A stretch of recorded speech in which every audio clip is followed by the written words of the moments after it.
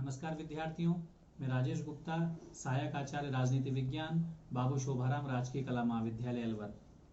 मैं आप सभी का स्वागत करता हूं महाविद्यालय के YouTube चैनल पर। और आज हम अध्ययन करेंगे BA पार्ट 3rd ईयर के फर्स्ट पेपर पाश्चात्य राजनीतिक विचारक के अंतर्गत बहुत महत्वपूर्ण विचारक प्लेटो का। प्लेटो वास्तव में देखा जाए तो राजनीति विज्ञान के क्षेत्र में उनका योगदान अतुलनीय है, महत्वपूर्ण है। प्लेटो वास्तव में ऐसे विचारक हैं जिन्होंने राजनीति विज्ञान को एक नई दिशा दी, नया आधार दिया। प्लेटो सुकरात के शिष्य थे। सुकरात के हम नाम से परिचित हैं। सुकरात बहुत बड़े दार्शनिक थे।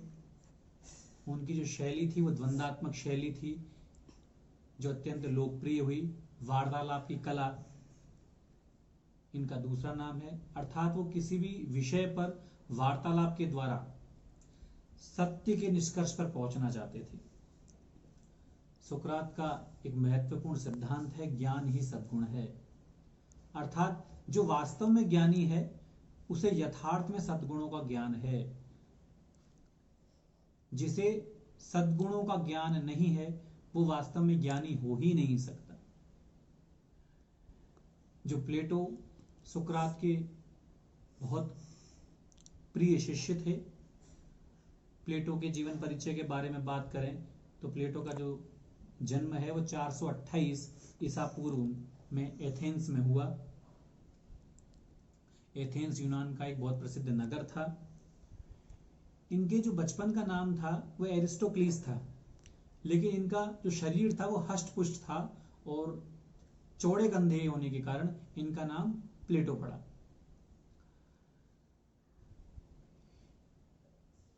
जब इनकी आयु 20 वर्ष हुई तो ये सुकरात से शिक्षा ग्रहण करने के लिए सुकरात के पास गए और जल्दी ही सुकरात के अति लोकप्रिय शिष्य बन गए। लेकिन 399 ईसा पूर्व में जब सुकरात को विष का प्याला देकर मार दिया गया, तब प्लेटो को उस समय की जो तत्कालीन जो व्यवस्था थी उससे काफी ज्यादा नफरत पैदा हो गई और इस घटना का प्लेटो के जीवन पर बहुत बड़ा प्रभाव पड़ा। इस घटना के बाद उन्होंने यूनान छोड़ दिया और विश्व भ्रमण पर निकल गए। एक बहुत महत्वपूर्ण विचारक है मैक्सी।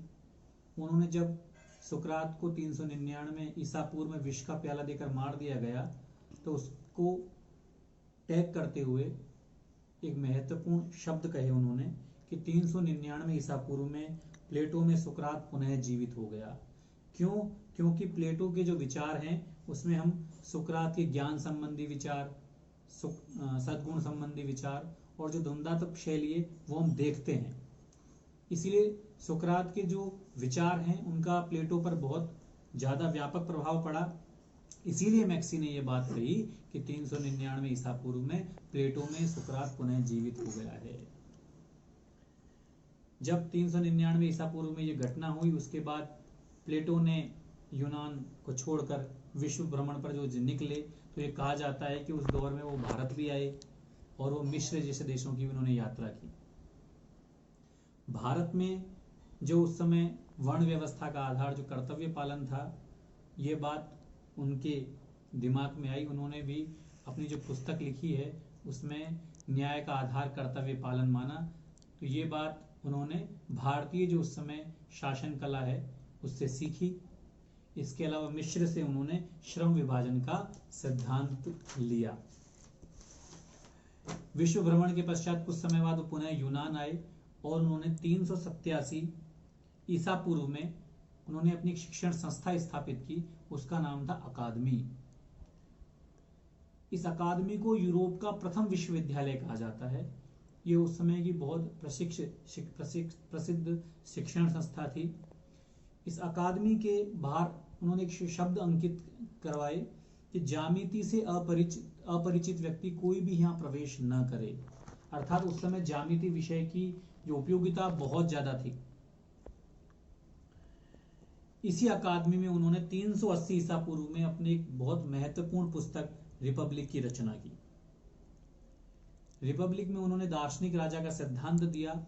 इस दार्शनिक राजा के सिद्धांत को व्यवहार में परिणत लाने के लिए उन्होंने एक 50 वर्ष तक लंबी शिक्षा प्रणाली की उन्होंने कल्पना की और साम्यवादी सिद्धांत भी उन्होंने अपना प्रस्तुत किया। इस व्यवस्था को व्यावहारिक रूप से लाने के लिए उन्होंने प्रयास भी किए। उस समय सिराक्यूज जो राज्य था उसके शासक थे डियोनिसिस प्रथम, उसको दार्शनिक राजा बनाने का उन्होंने प्रयास भी किया, लेकिन यह प्रयास उनका बहुत अधिक सफल नहीं हो पाया और इस घटना के बाद उनके विचारों में कुछ परिवर्तन आए और यही कारण है कि जो उन्होंने अपनी अंतिम जो रचना लिखी द लॉज, उसमें वो दार्शनिक राजा के स्थान पर विधि के शासन की चर्चा करते हैं। तो ये उनका मुख्यतः जीवन परिचय है। जो उनकी मृत्यु की बात करें तो उनकी जो मृत्यु है वो 347 ईसा पूर्व में हुई। अब हम बात करते हैं प्लेटो की महत्वपूर्ण पुस्तकों की। प्लेटो की जो सबसे महत्वपूर्ण पुस्तक है वह है रिपब्लिक। रिपब्लिक में मुख्यतः 10 भाग हैं। इसकी रचना 380 ईसा पूर्व में की गई। रिपब्लिक के जो मूल विषय हैं वह न्याय, सद्गुण, मुख्यतः सद्गुणी न्याय। इस पुस्तक में उन्होंने न्याय के बारे में, आदर्श राज्य के बारे में, लंबी शिक्षा प्रणाली, साम्यवादी व्यवस्था के बारे में विचार दिए हैं। प्लेटो की इस पुस्तक में हमें समाजवाद के बीज भी देखने को मिलते हैं। तो रिपब्लिक अपने न्याय संबंधी विचारों के कारण अत्यंत लोकप्रिय हुई। न्याय संबंधी विचारों के कारण ही इस पुस्तक का जो शीर्षक है, उपशीर्षक है, वो कंसर्निंग जस्टिस अर्थात न्याय से संबंधित रखा गया। इसे प्लेटो की सर्वोत्तम कृति भी कहा गया है। इस पुस्तक के बारे में बात करें तो ये जो पुस्तक है द्वंदात्मक शैली में लिखी गई ये पुस्तक है और इस पुस्तक का जो हिंदी अनुवाद है पंडित भोलानाथ शर्मा ने किया। कई बार ऐसे प्रश्न पूछ लिए जाते हैं कि प्लेटो की एक महत्वपूर्ण जो पुस्तक है और इससे जुड़े हुए काफी जो प्रश्न है वो प्रतियोगी परीक्षाओं में पूछे जाते हैं। ये पुस्तक विविध रूपी है। इसमें हम न्याय के बारे में विचार देख रहे हैं, साम्यवाद के बारे में, लंबी शिक्षा प्रणाली के बारे में।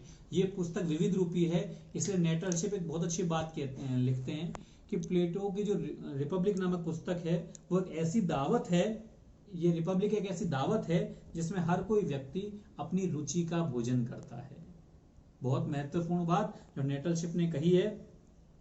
दूसरी जो महत्वपूर्ण पुस्तक है प्लेटो की वह है स्टेट्समैन। अत्यंत महत्वपूर्ण पुस्तक है ये भी। इसमें प्लेटो दार्शनिक राजा की बात नहीं करता, इसमें वो शासक के रूप में 12 सदस्यीय समिति की बात करता है और शासक को वो एक चरवाहे की भांति रखता है जो अपने झुंड की देखभाल करेगा। तो इस प्रकार स्टेट्समैन में उसके कुछ विचारों में परिवर्तन आया। स्टेट्समैन की जो सबसे महत्वपूर्ण बात है वो यह है कि इसमें वो राज्य का वर्गीकरण प्रस्तुत करता है और राज्य के वर्गीकरण के वो 2 आधार मानता है। पहली बात है वह है राज्य में विधि का स्वरूप, कानून का स्वरूप, और दूसरा है शासकों की संख्या। इस आधार पर वो अपना संविधान का वर्गीकरण प्रस्तुत करता है। इस आधार पर प्लेटो ने राज्य के 6 रूप बताए हैं। तो इसके बारे में वो आगे बताता है कि यदि शासक की संख्या 1 है, यदि शासक 1 है और वो विधि सम्मत कार्य करता है तो वह शासन राजतंत्र होगा। लेकिन यदि वो शासक 1 है लेकिन वो विधि सम्मत अर्थात कानून के अनुसार संविधान सम्मत यदि वो कार्य नहीं करता तो वो राज्य निरंकुश तंत्र कहलाएगा। तो विधि की संख्या 1 के आधार पर उसने 2 रूप का वर्गीकरण किया है। विधि की संख्या 1 है, अच्छा है तो राजतंत्र, बुरा है तो वो निरंकुश तंत्र। फिर शासकों की संख्या कुछ है, कुछ लोगों के हाथों में यदि शासन है, राज्य की बागडोर कुछ लोगों के हाथों में है और यदि वो अच्छा है तो वह कुलीन तंत्र कहलाएगा। लेकिन यदि शासकों की संख्या कुछ है लेकिन वो शासन विधि सम्मत नहीं चल रहा है, कानून के अनुसार नहीं है, तो वो राज्य वर्ग तंत्र कहलाएगा। तो शासकों की संख्या 1 और कुछ के आधार पर उन्होंने वर्गीकरण कर दिया। अब अगला जो वर्गीकरण वो के बारे में कहता है कि यदि शासकों की संख्या बहुत ज्यादा है और वो कानून के अनुसार चल रहा है, विधि के अनुसार उसका शासन कार्य चल रहा है तो वह शासन लोकतंत्र कहलाएगा। लेकिन यदि शासकों की संख्या बहुत ज्यादा है लेकिन वो विधि सम्मत नहीं है, उसका संचालन संविधान के अनुसार नहीं हो रहा है, तो वो भीड़तंत्र कहलाएगा। तो इस प्रकार प्लेटो ने संविधान का 6 रूपी वर्गीकरण प्रस्तुत किया है अपनी पुस्तक स्टेट्समैन में, और स्टेट्समैन संविधान के वर्गीकरण के कारण अत्यंत लोकप्रिय भी हुई। एक अन्य पुस्तक जो काफी अच्छी है वह है मीनो। इस पुस्तक में वो सर्वप्रथम न्याय पर चर्चा करता है और न्याय के लिए एक यूनानी शब्द का वो प्रयोग करता है, उसका नाम है डियाक्सून।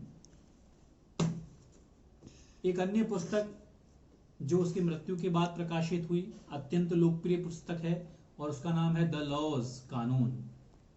तो जहां प्लेटो रिपब्लिक में दार्शनिक राजा की बात करता है, दार्शनिक शासन की बात करता है, वहीं लॉज में वो दार्शनिक राजा के स्थान पर विधि के शासन की चर्चा करता है। तो ये कुछ परिवर्तन हुए हैं जो उसके जीवन में उत्तरोत्तर पुस्तकों के माध्यम से हमें परिलक्षित भी होते हैं।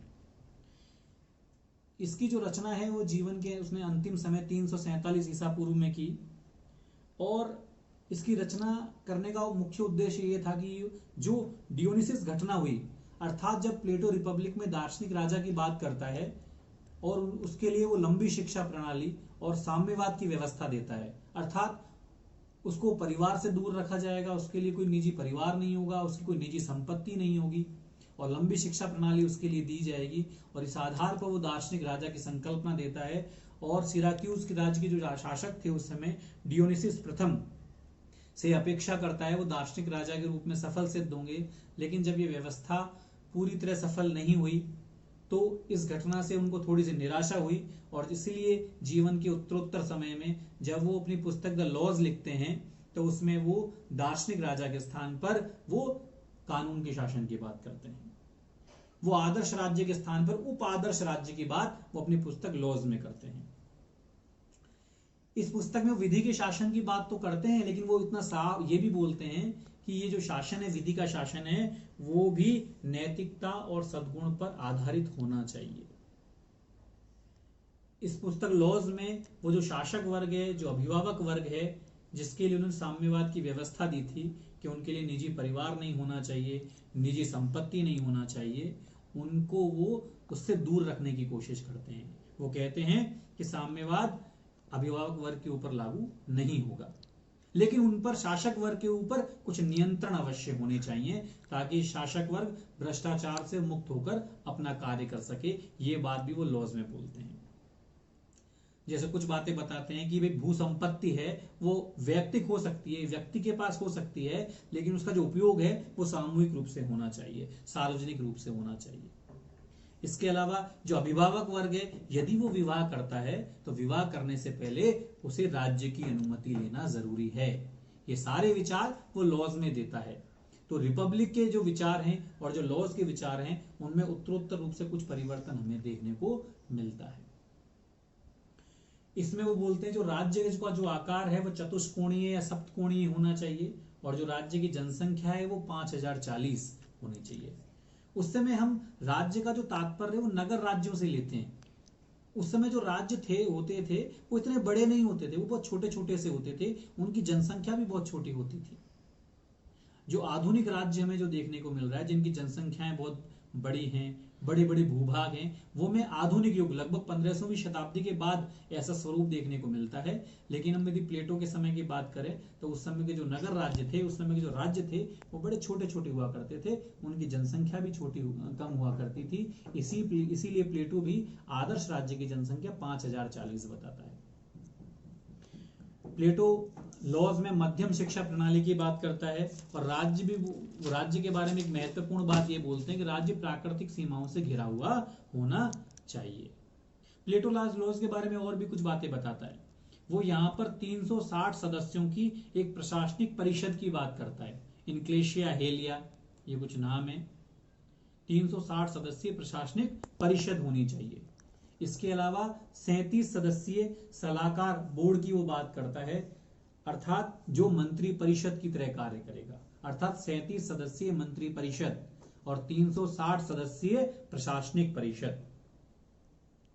एक जनसभा की वो बात करते हैं, जिस जनसभा में पूरे जो उस राज्य की जनसंख्या है, जो आदर्श राज्य की जनसंख्या है 5040, उन नागरिकों से वह मिलकर बनेगी। इसलिए जहां प्लेटो रिपब्लिक में आदर्श राज्य की बात करता है, दार्शनिक शासन की बात करता है, वहीं प्लेटो अपनी पुस्तक, अंतिम पुस्तक जो लॉज में विधि के शासन की बात करता है। और सेबाइन ने इसको बहुत अच्छे तरीके से लिखा है। सेबाइन लिखते हैं, प्लेटो का दूसरा श्रेष्ठ राज्य अरस्तु का पहला श्रेष्ठ राज्य है।